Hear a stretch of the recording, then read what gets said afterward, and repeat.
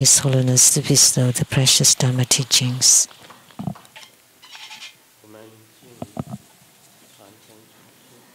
Let's pay homage to the lineage gurus. Homage to the Venerable Monk Liao Ming. Homage to Master Sakya Tsongkhong.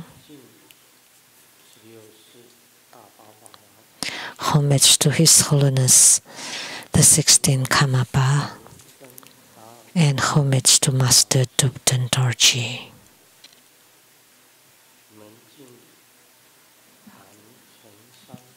Homage to the three jewels of the altar.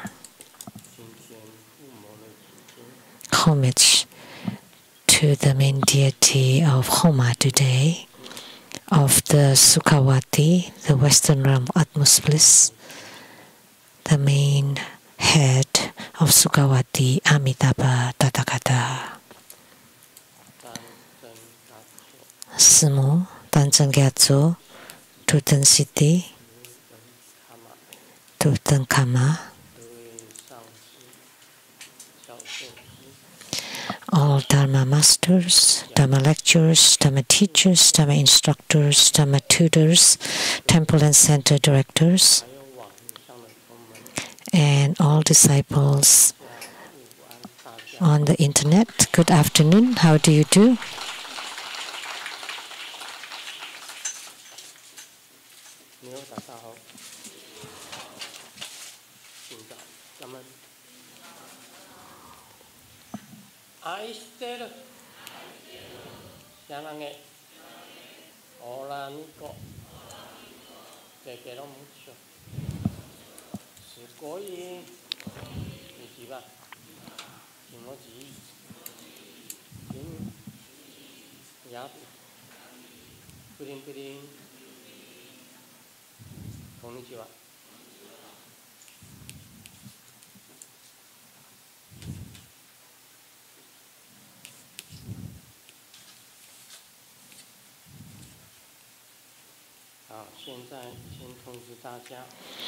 First, I would like to announce next Sunday, December 17th, at 3 p.m., there would be hiking Avalokitesvara Homa fire offering ceremony.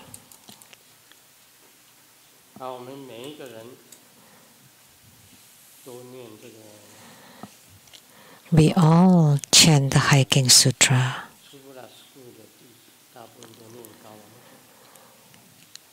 Most of the True Buddha School students, disciples, would chant hiking sutra. The hiking Avalokitesvara Sutra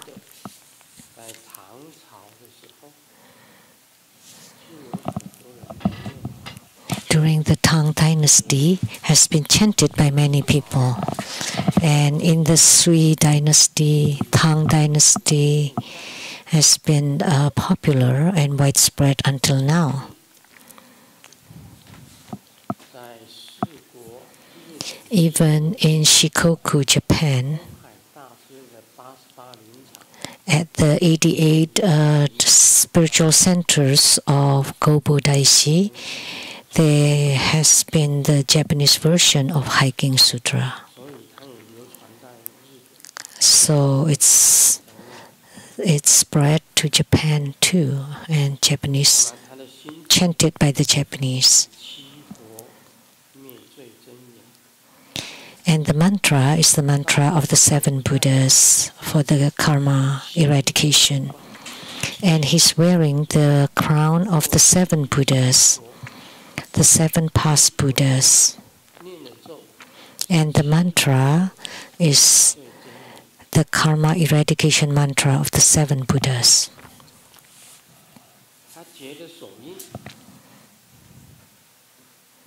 And the mudra,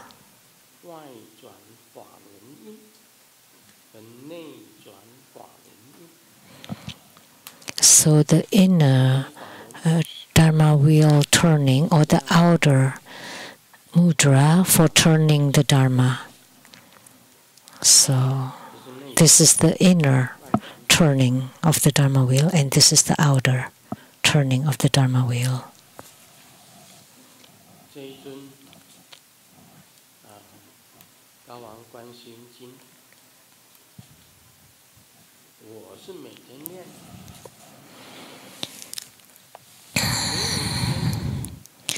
We chanted every day. I never skip a day.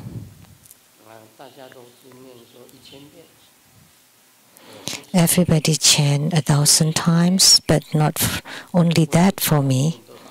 I chanted more than that. I don't know how many times. I had never counted them. Because it can alleviate the suffering of life and death and eradicate all sufferings. Just due to these phrases, I chanted.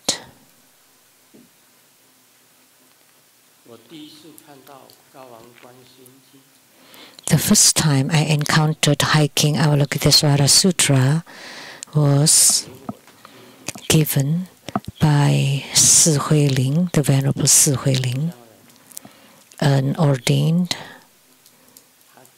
Sangha, and he gave me the hiking Vimalakirti Sutra. The first time I encountered his statue was at San Yi in Taiwan. In that place, there were many Buddhist statue shops, and I encountered the hiking Vimalakirti statue there.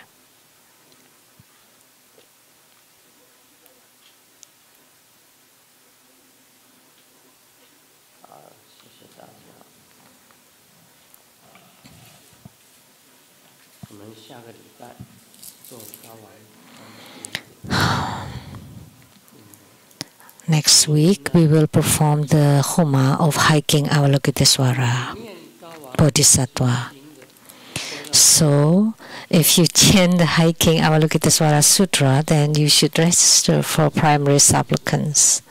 Otherwise, it would be meaningless, right? You chant the hiking Avalokitesvara Sutra, and yet you don't become primary supplicants, and you don't become merit holders, and you don't do anything, and it's just lip service.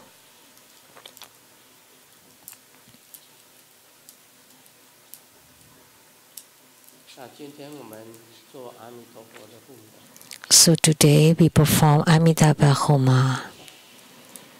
And there's no need to say more about Amitabha Buddha. But let me say a few things.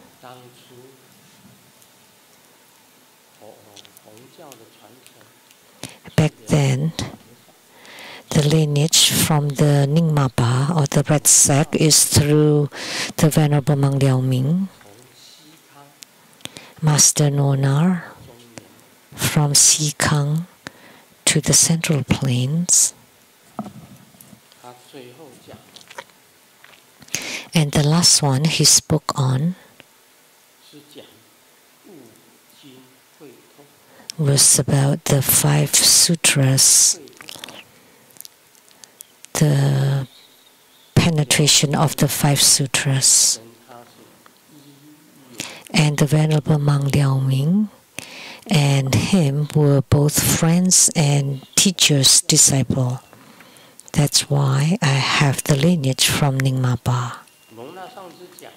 Master Nonar said, the greatest Dharma is the Dharma of Amitabha Buddha, spoken by Master Nonar.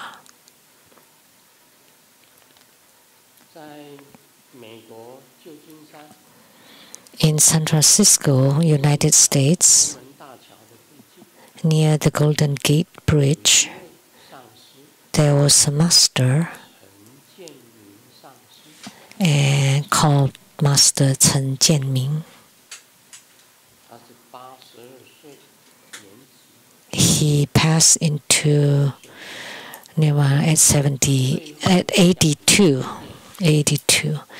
And the last sutra that he spoke on was on this 5 sutras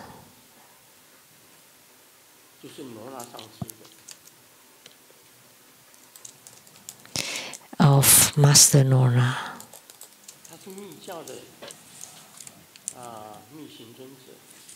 He's a Tantrika, as you all know. In Kalimpa, India, he was in retreat for 25 years, Master Chen Jianming. And the last one that he spoke on was this penetration on the 5 sutras that includes Amitabha Sutra, the Sutra of Infinite Life, or Amitabha Sukhavati Vyuha Sutra, and Amitabha Dhyana Sutra, and Mahastama Prapta Perfect Penetration Sutra, and the treatise on deliverance. There may be this 5, but there may be slight discrepancy. It's not guaranteed that this penetration of the 5 sutras, because in the Pure Land sect there are actually just 3 sutras and 1 treatise, and plus 1, which is Mahastama Prapta's Perfect Penetration Sutra. And the 3 sutras are the Amitabha Sutra, Amitabha Dhyana Sutra, and the Sutra of Infinite Life, or Sukhavati Vyuha Sutra, plus the treatise for being reborn in the Pure Land, plus the Mahastama Prapta Perfect Penetration Sutra. They're all about Amitabha Buddha. Once you get to Sukhavati, there are 2 qualifications. You cannot lack good roots or good virtues. You have to be a good person. Doesn't matter how much. Second, you need to be single-minded in chanting the Buddha's name. And the 3 sages of the West will naturally appear and guide you there. Once you get to Sukhavati, you would hear the graceful, harmonious sound, and naturally, automatically, you would be mindful and chanting the Buddha, Dharma, and Sangha, and cultivate the 37 aids to enlightenment, which are the 4 mindfulness, 4 right exertions, 4 transcendent travel, 5 roots, 5 powers, 7 branches of realizations, and the 8th Noble Path. Then you can have attainments.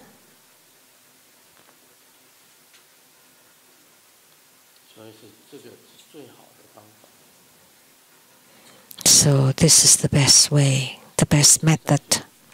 And I'm doing it myself.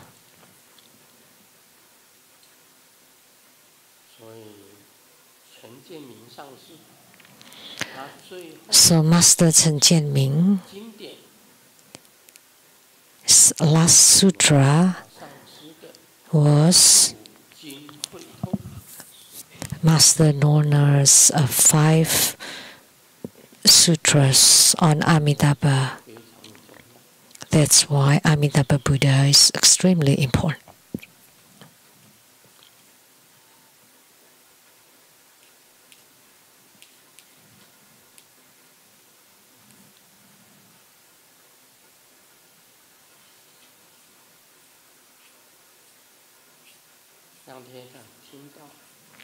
The other day I heard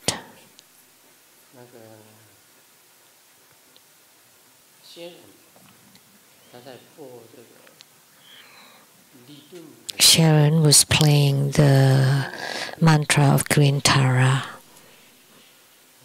several times to chant like the Green Tara mantra would be rather impossible. My voice is hoarse now. It would be impossible to sing it so well, but I was very touched hearing it.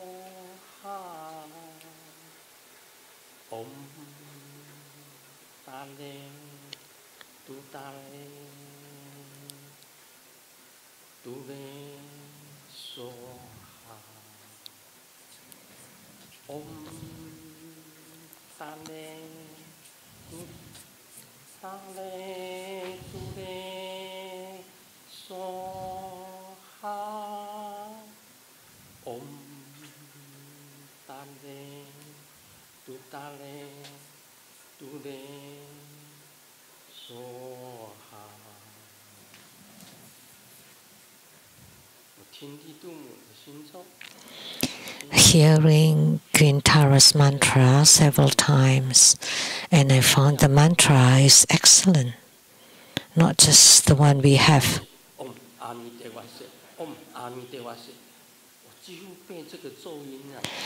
I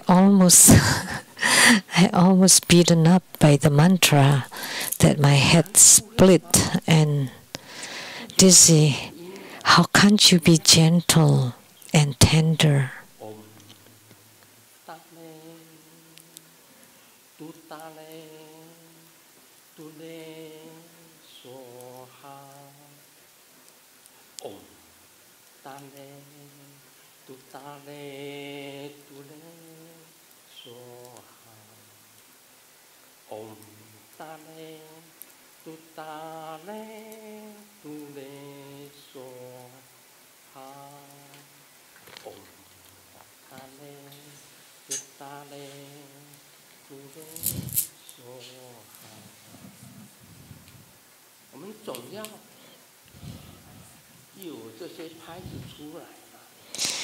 We want to have melody.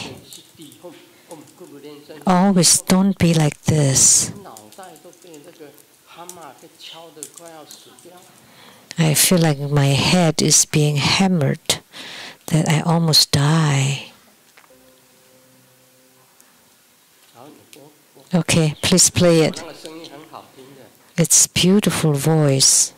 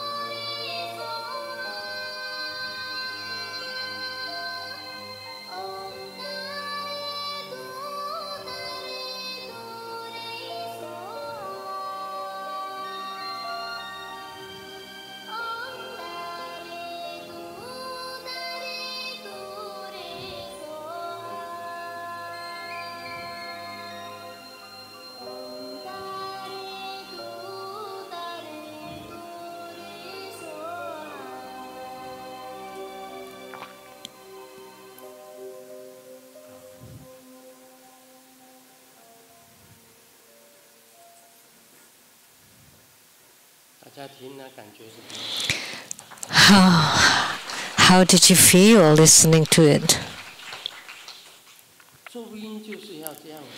Mantra chanting should be like that. So people feel good about it. When it should be tender, it should be tender. Like for herukas, that you have to be strong. But Amitabha Buddha, of course, the Amitabha Buddha that was chanted was good, but the mantra was not. The mantra should be gentle too.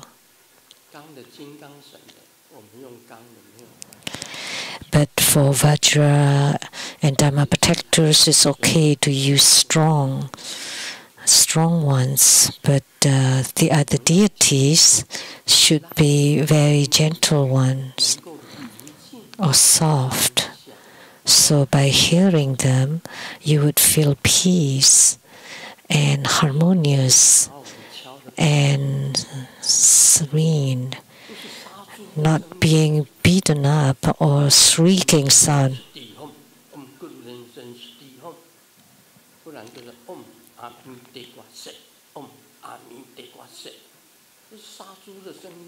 That's the sound of killing pigs. In the future, the mantra chanting production should be like this, just 4 melodies. So nice, you feel so good listening to it. Just listen to the hymns in the churches. There is no such thing like what we have. The choir is very nice, kind and gentle and beautiful. I love them. In the past, I was also in the choir.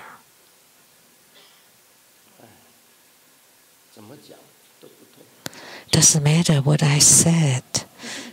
It still didn't work. It's just one tone. Can't you use 4 different melodies? Oh my gosh. Amitabha.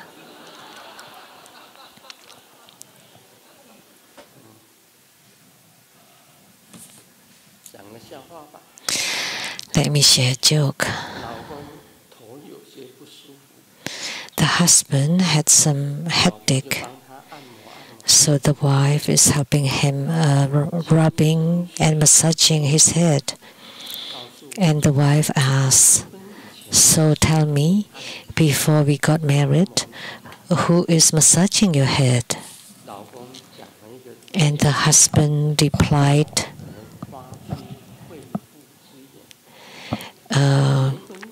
honest words from his heart, because I never had headache before marriage.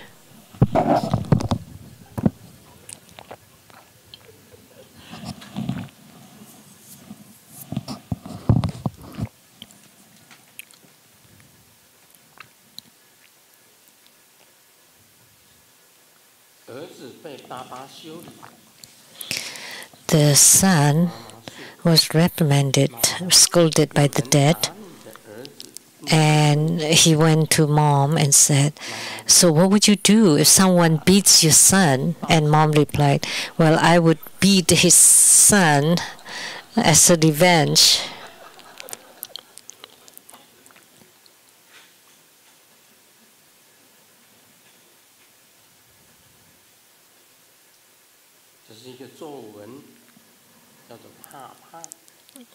This is a composition.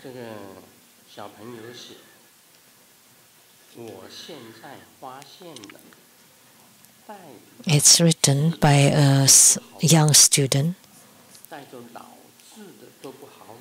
that anything that starts with old is not easy to deal with. Oh, this is only in Chinese, like mice, all with an old. Yeah, it's only meaningful in Chinese.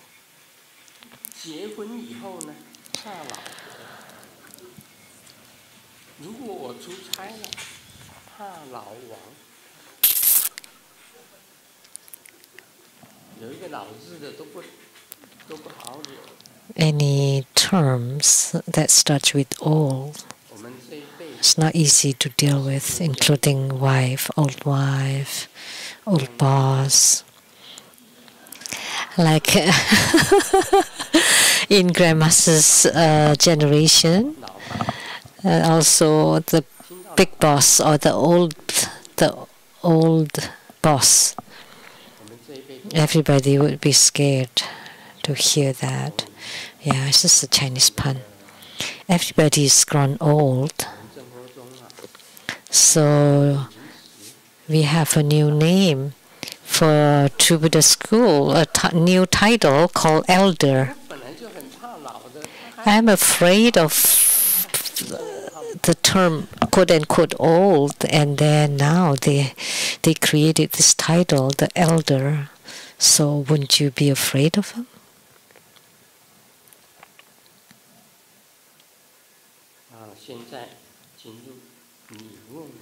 Now we'll do the Q&A. Question from Malaysia by the Dharma tutor Jinlin. Homage to Grandmaster.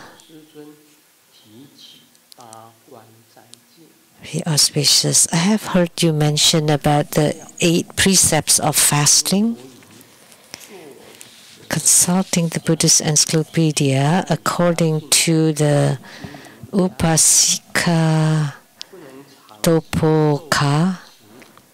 Dosaka, lay practitioners, due to myriad household affairs, cannot always observe strict precepts for long periods. So the Buddha especially established these precepts for diligent lay practitioners. Please kindly expound on the merits and benefits of observing the 8 precepts of fasting. 2. Can lay disciples observe the 8 precepts of fasting for a fixed period of time? For example, for 3 days, 7, 14 days, etc. And then dedicating the merit to Grandmaster and all beings in the Dharma realm. Can True Buddha School organize a ritual for the 8 precepts of fasting? This would allow participants to apply the precepts and dedicate the merit to their wishes. May you stay healthy and live a long life with self-mastery.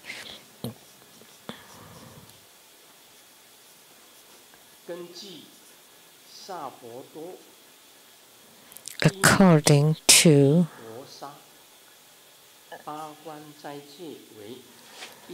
Sabodo Pini Piposa, the 8 precepts that should be held in these 8 precepts of fasting include not to kill, not to steal, not to indulge in sexual activity, not to lie, not to consume alcohol, not to sit on high and luxurious seats or beds, referring to beds for sleeping or seats used for meditation.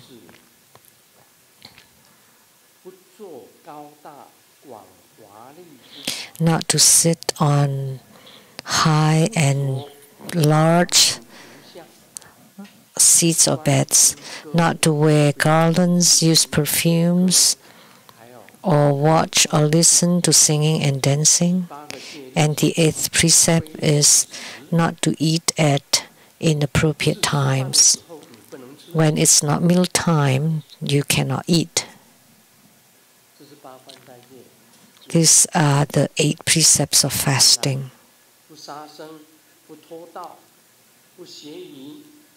This is according to Sarvastivada Vinaya Vibhasa. not to kill, not to steal, not to lie, not to consume alcohol, not to indulge in sexual activity.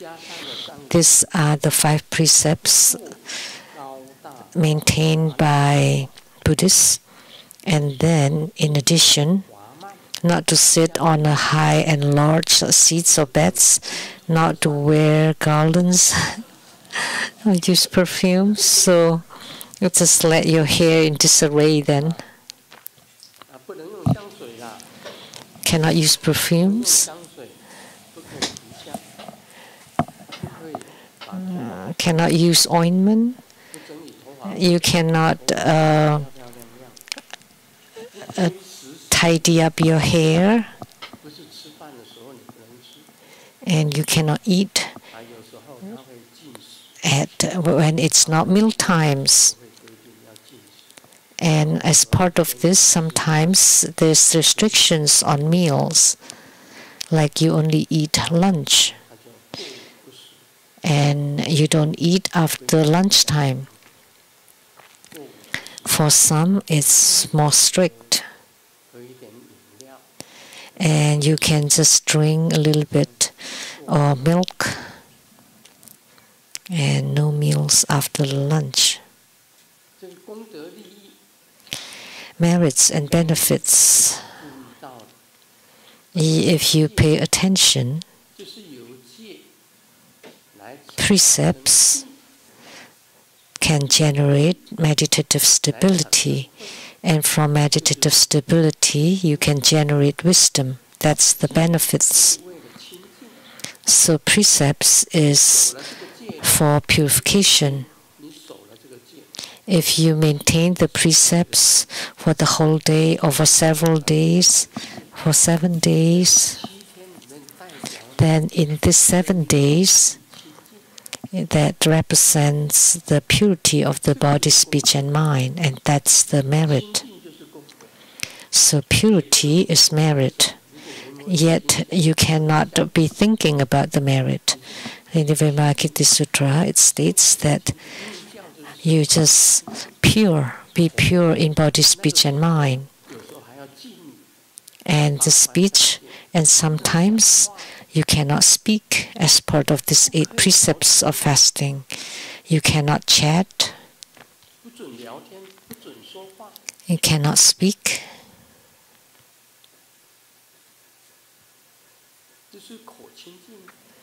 That's the pure speech. Pure mind.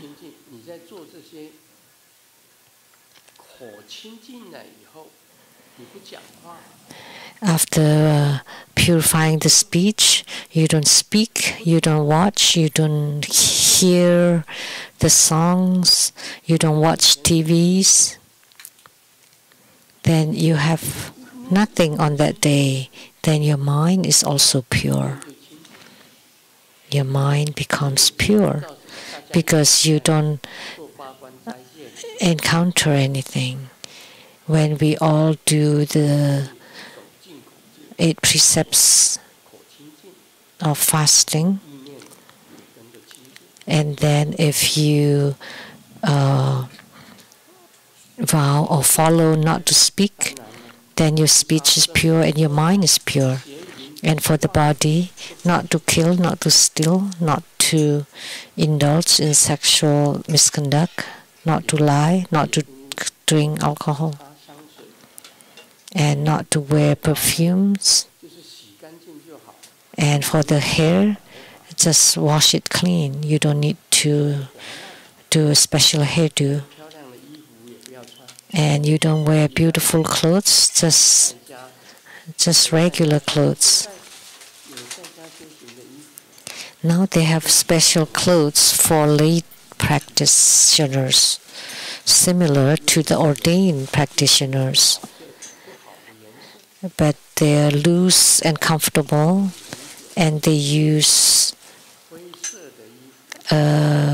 dull colors, grays, shirts and pants, and the same for both men and women. Those are the clothes worn during this period of time. They don't wear beautiful clothing. They don't dress up. They don't put on makeup. No lipsticks. And no fake eyelashes either. And don't eat at inappropriate times. They eat the same food and vegetarian food. No fish, no meat, no killing for them. Nothing. Then that's the merit of the pure body, speech, and mind.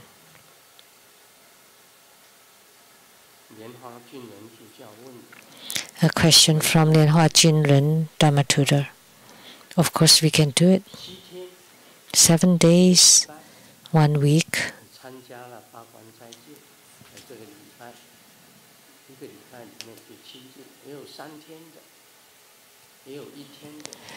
And there's 1 day, 3, 7 days. 7 may be too long. Maybe you start with 1 day, and then 3 days, and then 7 days. And then you do it your whole life. So that's how spiritual cultivation too. So like for the marathon, then you start with 100 meters, and then 1 kilo, and then 10 kilo, and then you do a marathon. So you start from the short distance. If you never run before, you don't start with the marathon right away. It's the same in spiritual cultivation. We go step by step. So some people say, I just want to perform the great Dharma practices and not the fundamentals or the minor ones that you're building on sand. It's not solid. The 4 fundamental practices or the 4 preliminaries are very important, because without good foundation, it would be very difficult to practice the Tantric Dharma. Grandmaster practiced the non-leaking body, not to leak any light drops. I spent at least 5 years on it. And I train until it's completely that I don't leak not even a drop of light drops.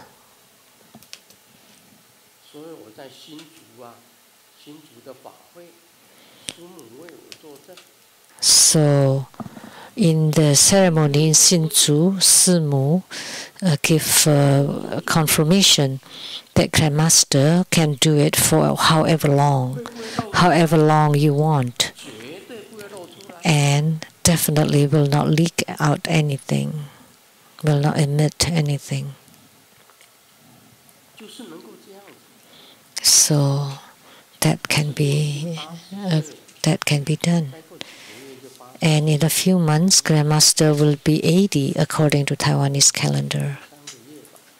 About 2 to 3 months, Grandmaster will be 80. 80.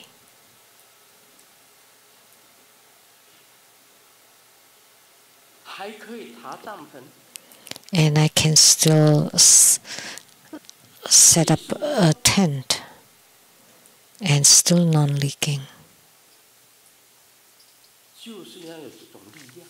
So you need to have such power. Only that would be called the non-leaking body. Grandmaster is a real practitioner. I'm very good at it. I do it every day. I practice this until I have no more leakage from the body. And I always regarded that I would never get sick. I have great power. And it turned out I was beaten by the Western medicine. It's very toxic. really, medicines are very toxic.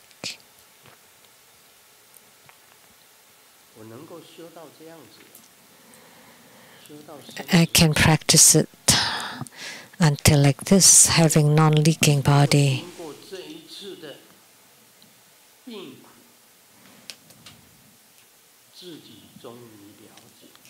So, but by going through the suffering of illness this time, I finally understood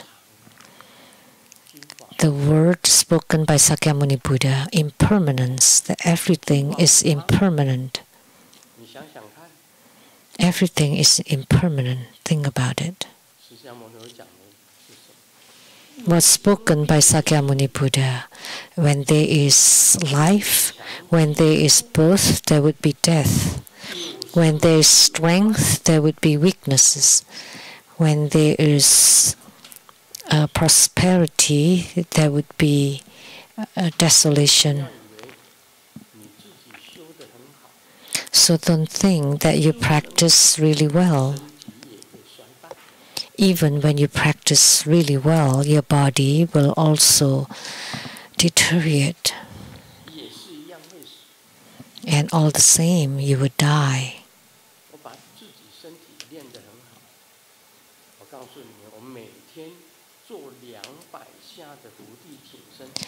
I train myself really well. I do 200 push-ups every day. Every day. I never skip a day. From when I was young in the military, I do push-ups every day until now. I never stopped. And someone said, but you're sick. And you come to Rainbow Temple, and then you perform prostration and do 30 push-ups. So how come you're not sick? Looking at you like that, but even when I'm sick, I still do 200 push-ups every day. My physical body may be ill, but my Dharma bodies are never ill. Those come from Taiwan Lichang Temple with one goal, is to wish me to go back to Taiwan, and I told them I will go back, and I'm there in Taiwan every day. My Dharma body will go back with you to Taiwan. And from the Sanlun Kalachakra Dharma Association from Dallas, there's also someone who's seen Grandmaster's Dharma body. Can you stand up and share with us?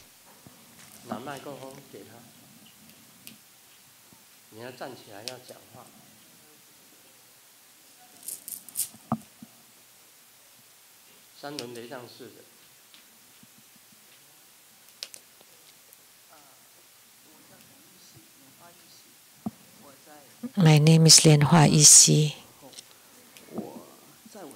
In 2008, at my factory, I saw Grandmaster. And Grandmaster told me to open the door twice. And you wore clothes like today, similar, without wearing the 5 Buddha crown at my company.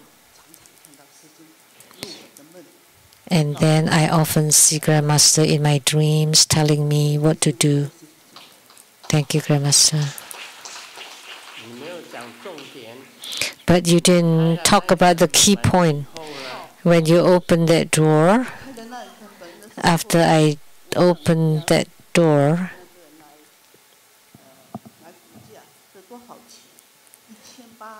and I asked someone to appraise 1,800. And I asked the Buddhas and Bodhisattvas, should I open this door? And they didn't answer.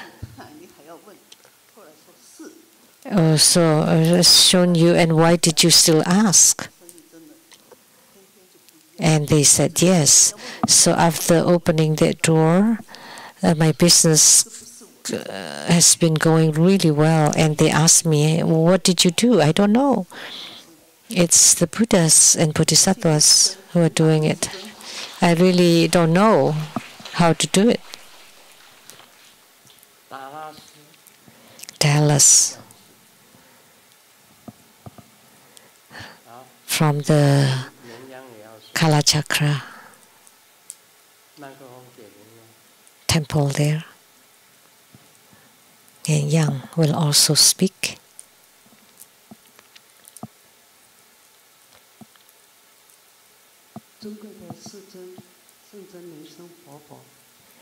The precious Grandmaster Living Buddha Lien Sheng. Grandmaster's Dharma bodies are omnipresent everywhere. I took refuge in 1982. For this long period of time, it's because of Grandmaster's omnipresent Dharma bodies, always continually blessing and encouraging us to continue moving forward. One thing that's very real is in 1996, I came to Seattle to attend the Emperor Liang's dependence ceremony. And after that, returning to Dallas, my body got sick. I went to the hospital, and they told me to have a surgery, a major surgery. So I decided to have the surgery, and during the surgery, Master Lien Zhen told me, "Don't worry, we just did the repentance." And then Grandmaster is supporting. No need to be scared. Although the doctor said they took my blood and did all kinds of exams, I have to prepare for all the bloods. And there were 3 surgeons operating on it. And after the surgery, on the surgery table, they inject the anesthesias, and it was I was very conscious, and I could hear everything that's going on. And I also heard the True Buddha Sutra very clearly. And after that, when in ICU, when I woke up, I recovered, and the doctors found it very strange. There was records in the Memorial Hospital. There was only blood where they cut, but there was no major bleeding, and this was all due to Grandmaster's blessings. And that night,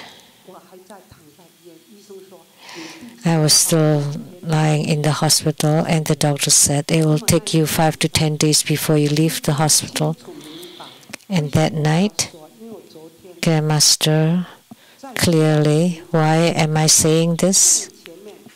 Because yesterday at the Seattle Lechang Temple, right in front, the photo of Grandmaster's wearing the triangular crown was the same as the Dharma body of Grandmaster that I saw on the hospital wearing that crown. The whole person was being covered by Grandmaster. And Grandmaster, you're here? And Grandmaster said, yeah. And Grandmaster covered me with it, and my whole body felt really warm. And the Vajra Master Si Lien Zhen was next to me. Why is it so hot? Could you turn up the aircon? And then he said, it's already very cold, but I felt really hot, my whole body. And then the next day, I could get up. I never exercised, but the next morning, I woke up and I felt very energetic. I don't know. what happened. So I don't need to take painkillers or anesthesia. They're all just next to me. That's why we want to meet the Guru, why we want to offer our life. Because without Grandmaster's Dharma bodies helping us, we will not be here today. Om Mani Padme Hum.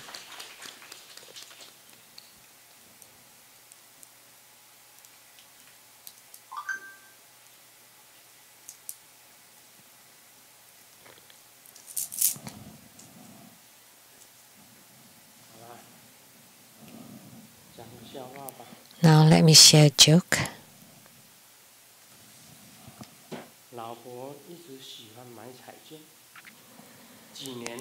The wife loves to buy lotteries, and for years she always buys the same numbers. Every time we're in argument, she would say, if I win millions of dollars, the first thing I would do is to divorce you. But I just ignore her, and I'm not worried at all because I buy the same lotteries and with the same numbers and with twice the amount.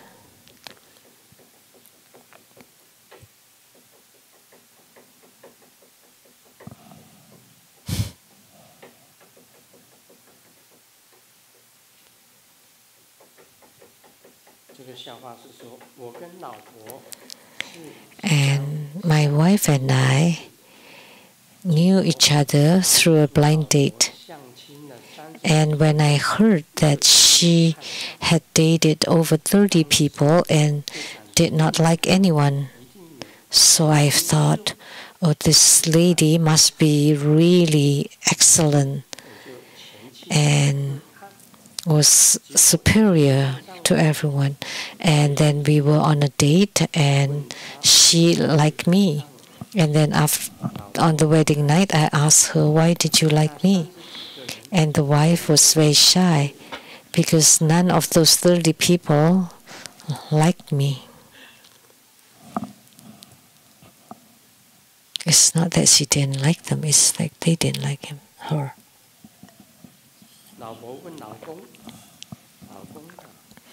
The wife asked the husband,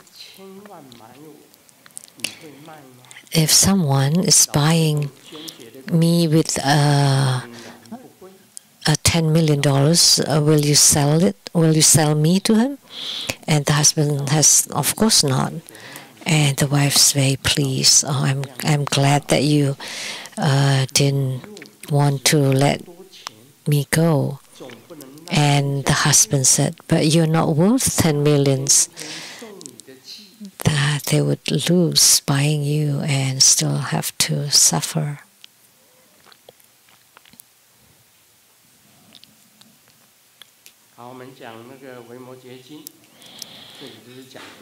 Now we'll expound the Vimalakirti Sutra, talking about illnesses.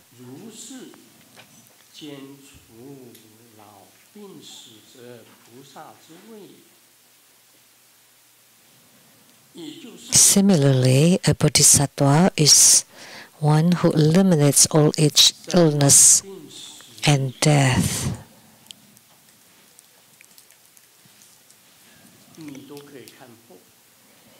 So it means that you can see through birth, aging, sickness, and death.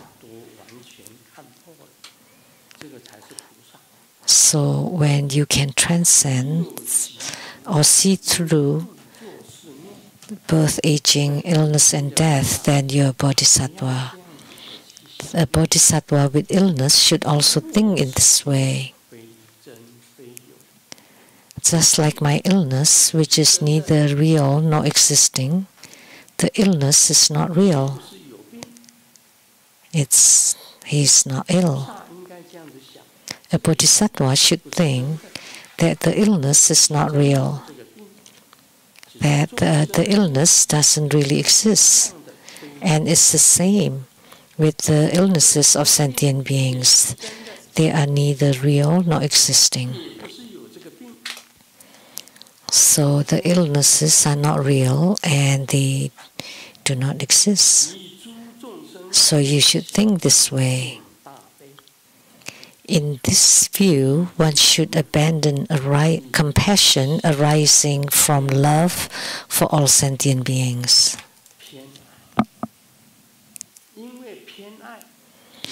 Because of love, you generate a great compassion, and you should abandon that too. You should eliminate that too. It's wrong to have love because that's a kind of attachment. For example, you view sentient beings equally. You cannot be kinder to a specific person and less to others. That should not be.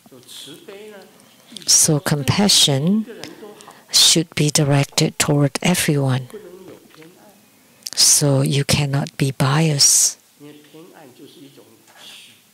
Because when you have bias, then that's grasping and forsaking. I don't like you. I don't love you.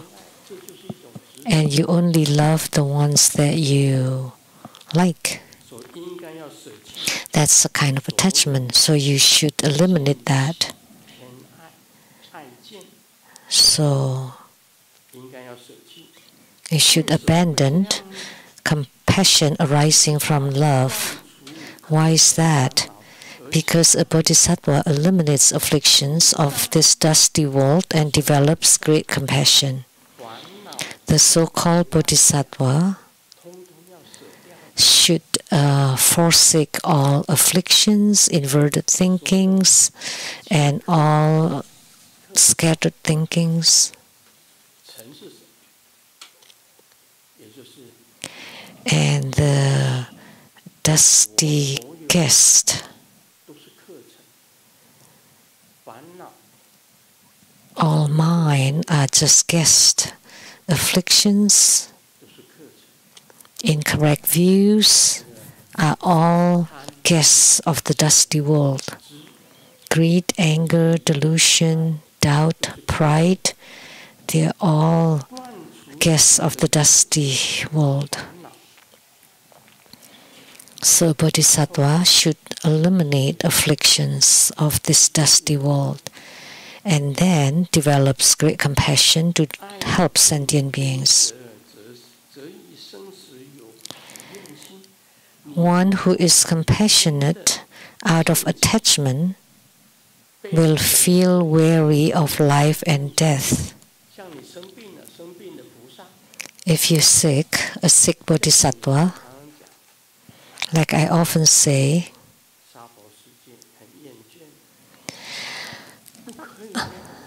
I have no attachment toward the Saha world. You should not think that way. I don't have any attachments. But the sick bodhisattva should not think that way.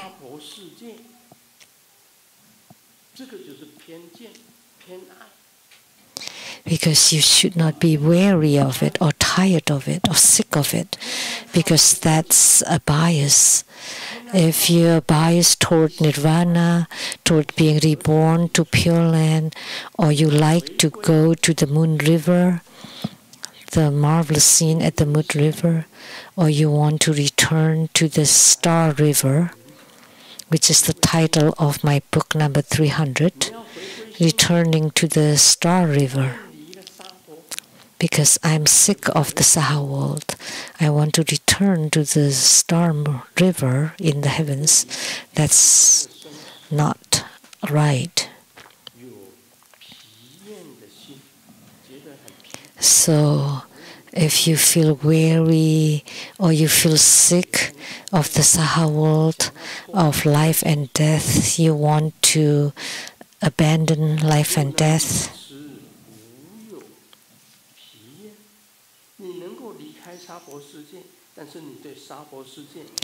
But if you can be free from this, if you can abandon the Saha world, yet you have no weariness or you're not sick of the Saha world.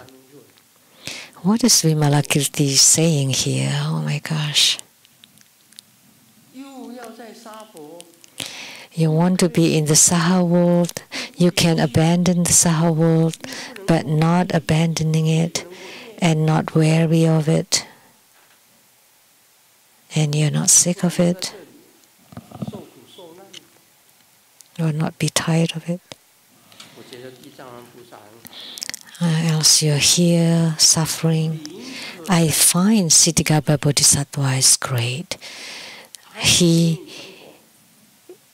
prefers to be in hells rather than attaining Buddhahood. He vowed not to become a Buddha before hells are empty.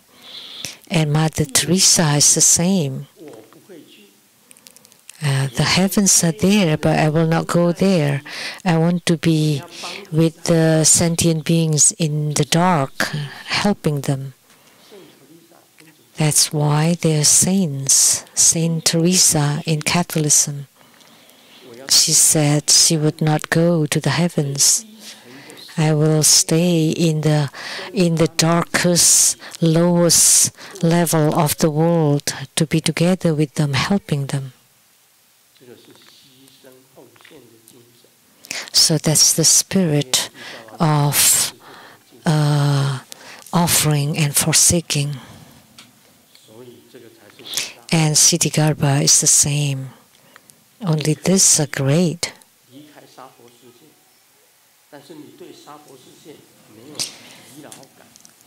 So you can abandon Saha world, but you're not weary of it or disgusted by it.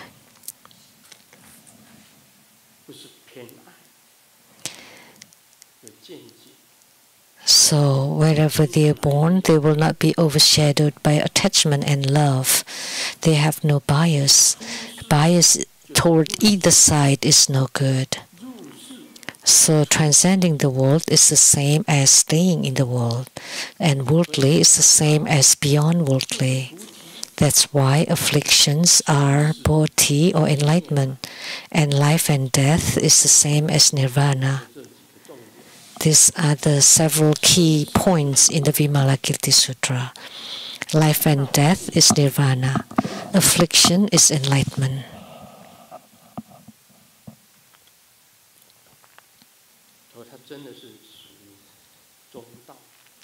So this belongs to the middle way. What's spoken by Vimalakirti is the middle way.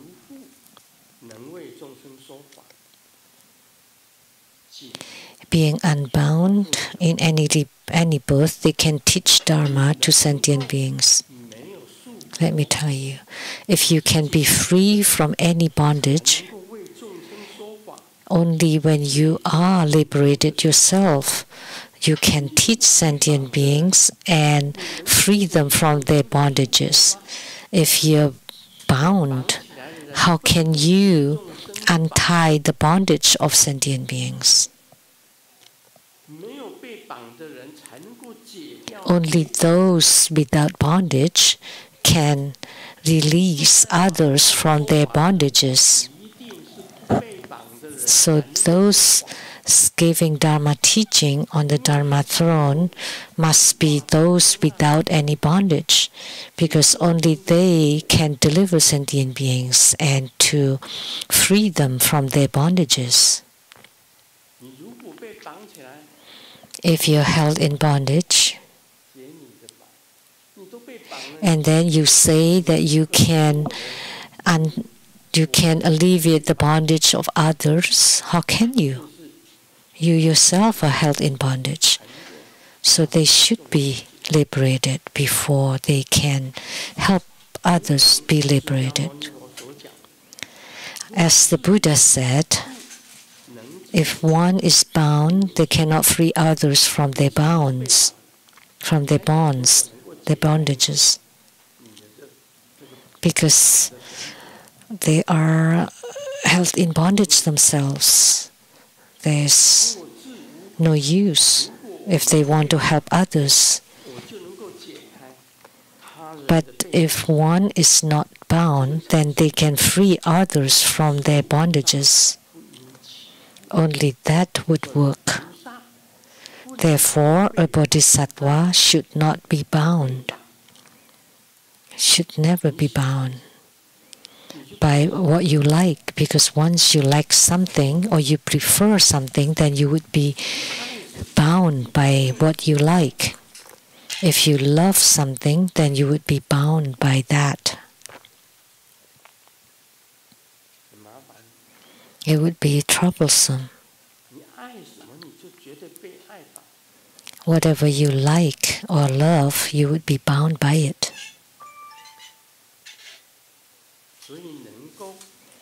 So you need to have self-mastery. How? Because when you let go of everything, then you have self-mastery. And if you cannot let go, then you would be bound. So in the Saha world, there are all people in bondages. When a girl wants to break up with the boyfriend killed her. So he's bound by that girl. There are so many flowers in the world. Why are you binding yourself with one flower? But the dumb ones just bound themselves by it. And at first he loved her, and it became hatred, and then killed her. Now we have so many news like this. That's so shameful, that you love too much to become attachments, grasping. This kind of things happen a lot. When they are fired, they kill the employer, kill the best friends. This happened a lot. These people are held in bondage. And we see people in this world are all held in bondages. They cannot let go. You need to understand to release the bondages that are on you. There is nothing that belongs to you. There is nothing to gain. There is nothing to own. There is nothing to get. And there is nothing the matter. This world is fundamentally empty. So why are you bounding yourself to death? There really is nothing. What is it that you want? What is it that you want? Even love doesn't exist. Fundamentally, it never exists. These are all off. You're down the rabbit holes and you can never get out of it. These are all wrong. So an ill bodhisattva should view the illness to be nothing. And they have no dislike or weariness towards the Saha world. So transcending the world is the same as staying in the world. Worldly is the same as beyond worldly. Loving is the same as not loving. Not loving is the same as loving. And just be natural. That would be good. Just be natural. Just be natural when you get along with others. You cannot force it. I don't like this word, forcing. People don't like to be forced, and you don't want to force others, and you don't want to be forced yourself either. Nothing. Don't force anything. Then everything is free, and then you have self-mastery. Forcing is a crime. Forcing is sin. That's a bondage.